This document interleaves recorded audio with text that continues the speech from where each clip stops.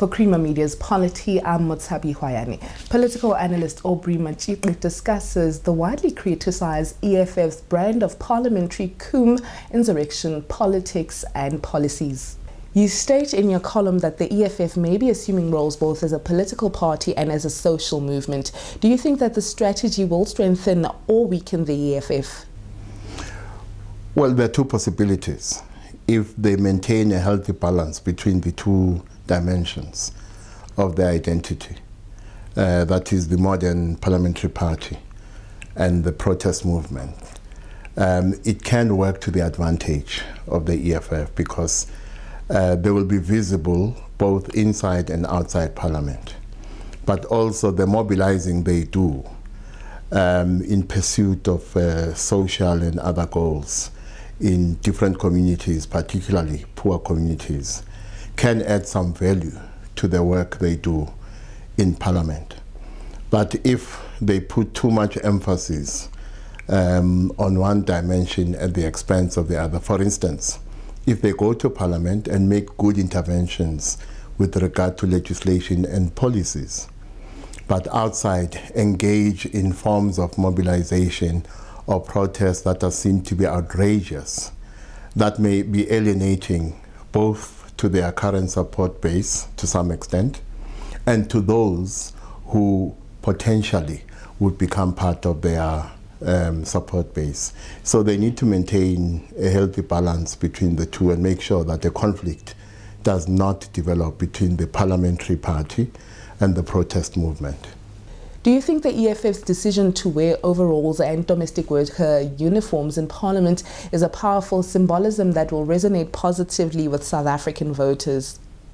Well, there's an element of them pursuing an anti-establishment agenda. So our legislatures, including the National Assembly, are part of the establishment. The establishment operates on the basis of a certain logic, on the basis of certain norms and values that it assumes are universal. Now comes the EFF to challenge those values, to say, actually, no, they are not universal. And therefore, symbolically, they wear these overalls to show that they are not part of the establishment.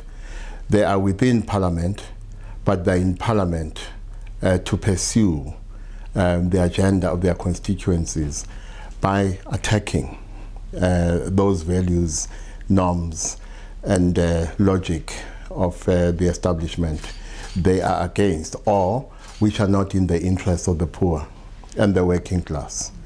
Now, of course, the question is whether beyond wearing overalls, there is anything else. And in my own assessment, and if you look at the outcome of the May elections, while the poor are their core constituents, it's very clear that the middle class, particularly in Gauteng, also voted for the EFF. So what they need, both symbolically, tactically, and strategically, is, yes, to wear their overalls, to send a message to the working class, the poor, and the establishment. But at the same time, through the interventions they make at the level of policy and legislation, to make sure that they don't create the assumption that they are speaking to the minds of the middle class at police and legislative level, to the mindlessness of the poor and the working class when they wear red overalls. They must be careful about that. The EFF has garnered staunch criticism from the ruling party, and Julius Malema has been likened to Nazi leader Adolf Hitler. Could this description of the EFF as a neo-fascist or neo-Nazi movement to an extent ring true? Well, it's politics, you know. Throwing mud at opponents is part of politics. But the allegation of neo-fascism or neo-Nazism is not uninteresting for me as a political commentator. So in the coming months, I will be looking at the evidence or the lack thereof in support of the ANC's allegation that the EFF is a neo-fascist or neo-Nazi movement. At the moment, I think the ANC is guilty of hyperbole. But whether what I call hyperbole today will turn out to be a true prophecy tomorrow is another question altogether. Why do you suggest that the EFF may be a greater threat to the ANC than COPE? COPE had no clear political identity, had no clear policy platform, sounded more like a cut and paste version of the ANC. You can compare the EFF to Ahang too. Ahang was colorless, shapeless, had no clear political identity beyond the identity of its leader, Dr. Mampila Rampil. Whereas with the EFF, yes, there's the powerful image of Julius Malema as the leader of the EFF. But the EFF, in terms of a policy platform and in terms of a political identity, has become an entity that is quite distinct from both the ruling party and other political parties in South Africa. Whether you agree with their content or not is also another question altogether. You remind readers that Julius Malema has committed an about-face. First, he was Jacob Zuma's #1 supporter, and then he became Zuma's arch-enemy. Why do you think Zuma and Malema fell out so badly, and why has Malema's zigzag not affected his credibility with his supporters?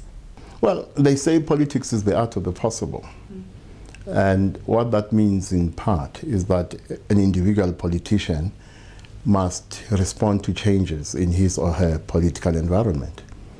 Obviously, with Julius Malema being expelled from the ANC, and prior to that, with tensions developing between him on the one hand and the ANC on the other, and between the Youth League on the one hand under his leadership and the ANC on the other, you saw a change in his immediate political environment to which he had to respond.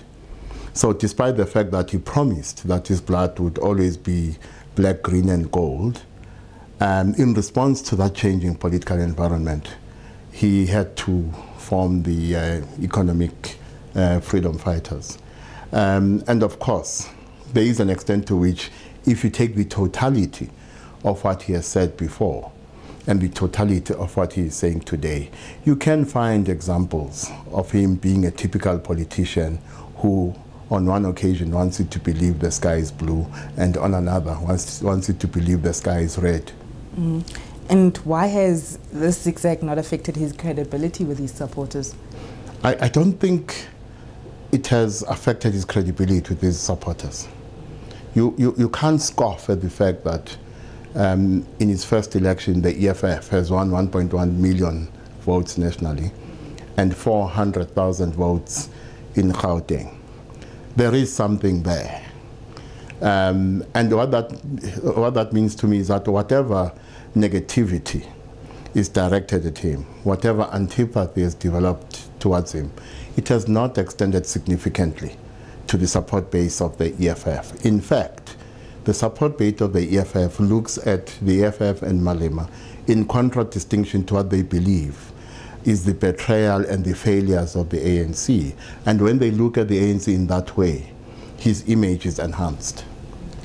Do you think EFF's policies actually provide a solid and sustainable alternative for South Africa's disillusioned masses?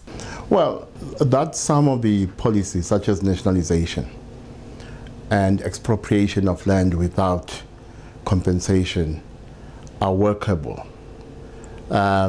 is not indisputable.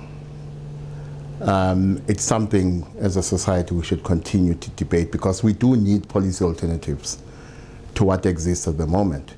The ANC itself concedes that you do need an alternative reality to the current social and economic reality, especially the lived reality of the poor and the working class. So if we must be strict about the questions we ask, we must ask whether we should expect a different outcome from an ANC that is basically giving us more or less the same remedy it has been giving us since 1996. And then ask of the EFF whether in response its policy platform is realistic. But it is not a debate that should be limited to the structures of the ANC and the structures of the EFF. I think as a society, in order to improve our own conditions, must engage more seriously with this debate, both engaging with the EFF and the ANC and independent of the two political parties. That was Aubrey Machikli on the EFF's amorphous identity.